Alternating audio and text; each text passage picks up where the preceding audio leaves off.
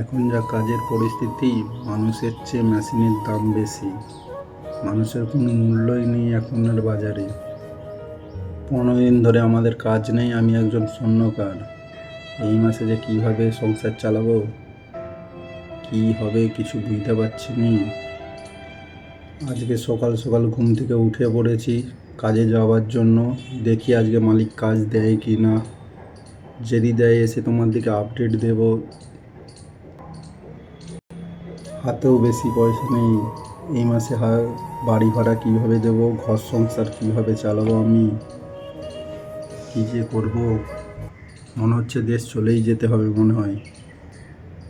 এখন ঘড়িতে বাজে সকাল 8টা। সকাল সকাল ঘুম থেকে উঠে পড়েছি আমি। দেখতে পাচ্ছ ওখানে বাবু আরে এখনও ঘুমাচ্ছে, তারা 9টার সময় উঠবে। দেখি আজকে কি বাজার করা যায়, ঘরে বাজারও তো নেই। আজকে একটু মার্কেট যাব বাজার করতে। বাজার করে নিয়ে এলে রান্না হবে, তবে হাতেও বেশি পয়সা নেই।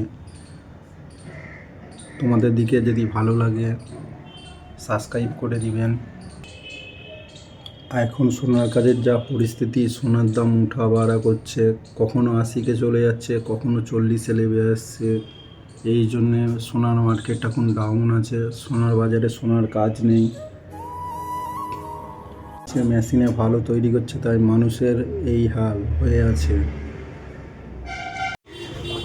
আজকে বাজার যেয়ে দেখছি নতুন কিছু গিয়ে এনেছে এখানে।